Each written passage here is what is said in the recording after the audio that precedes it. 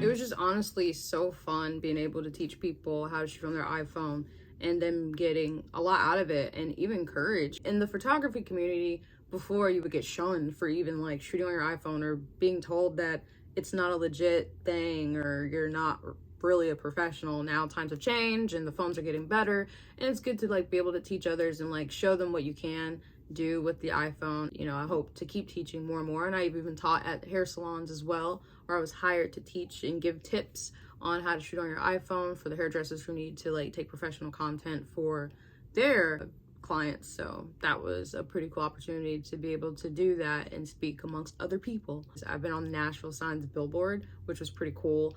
How did I even get that?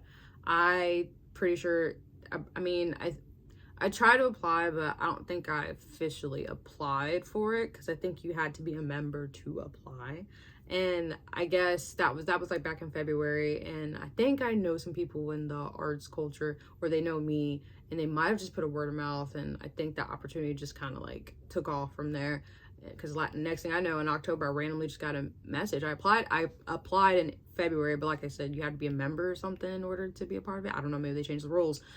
And then I got an email back, and then in October, so like I guess 6-8 months later, they said, hey, we were wanting to put your work on the Nashville Signs billboard for Artist of the Week. And I was like, yes, which was awesome because it was another manifestation slash law of attraction, a law of abundance situation, like because I literally said this too as well to a friend of mine where I broke a nail. And I literally looked up at that billboard in downtown Nashville where it's like the iPhone 14 advertisement. And I looked up at the billboard and said, one day my work is going to be on the billboard. I don't know how, when, but I just know it. I just feel it, and I want that to happen for myself. And then 2 weeks later, I get that call about being on the Nashville Signs billboard. I was like, I mean, that's not Apple, but I'll take it. That's so awesome to even have that opportunity. And you know, and I was up there for a week, and did I have to pay anything? Nope. But yeah, it was just so cool though that I had that opportunity, and I'm so thankful for it. I really hope I still get the opportunity to have the Apple recognize my work from using their iPhone. So, you know, we'll see what happens. I was hired to do a Great White photo shoot. There's this 80s hair metal band called Great White. Was huge back in the 80s decade, and they had some hit singles that was pretty well known. I didn't know them at the time until like, you know, I dated Brett, and he grew up listening to them, so it was like a dream come true for him. And so luckily they were going to be needing a photographer to take their updated content, and so Brett recommended me, and they saw my work and was like, yeah, sure, why not? And so they flew both me and Brett out, the girl, to do, you know, for me to do photos for them. And it was the most coolest opportunity. We got to stay at a really nice hotel, the Mandalay Bay. I felt like this is how life is supposed to be for me. And from then on out, I was just like, okay, I gotta get some work done when I get home. Like, I gotta make something happen for myself. I gotta expose my business. I gotta expose what I do out there in the world, because it was just such an amazing opportunity. It was like a taste of the spoon of what could be. So yeah, so the new updated photos with Brett in it, I did that. Hell yeah. Anyways, me staying consistent at the gym. Okay, so I did not go to the gym every single day or all the time, 3 to 4 times a week, but I never really gave up per se. Like, there would be like weeks or 2 weeks that go by. Maybe the max was 3 weeks, but nothing longer. I haven't gone like a whole month without working out, which is an applaud to me, because sometimes I would go 3 months without going to the gym after actively going to the gym. I took a lot of that though and learned from that, and now 2023 being in, I want to start being more consistent at the gym, like not go 2 weeks without going to the gym. Like, that can't happen from now on. But I am doing better as time goes on. So I'm trying to progress in that, and I'm very proud of myself for staying consistent. There's like, 365 days in a year, and I've made it to day 106. I think that's pretty good. I mean, it's like 1/3 of the year. Not that great, but it's better than what I've done before. So that's why I'm so proud of myself for staying consistent. I just learned so much throughout the year, and I still feel like I have plenty more to learn, but I'm doing so much better than what I've done before. So proud of myself. Me changing my diet where I don't barely eat fast food.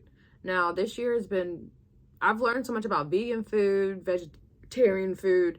I've resourced out to different types of food, so I want to consistently eat unhealthy food all the time because I want to make it a lifetime thing, not just short term. Like, I'm just gonna eat this for the next 2 months and then that's all I need. No, I'm looking for something that's good for my body for the long run, and so I've been trying to venture more into eating foods that are better for me rather than eating McDonald's all the time and strawberry milkshakes all the time and chips all the time, because that was my diet.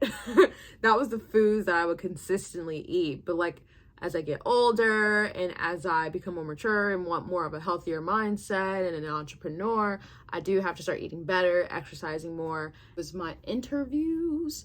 I got interviewed twice this year, article and in person, and I thought that was really cool that I was being asked about how I was able to do what I do, where did it even come from, the thought, idea, and concept to even shoot on your iPhone professionally.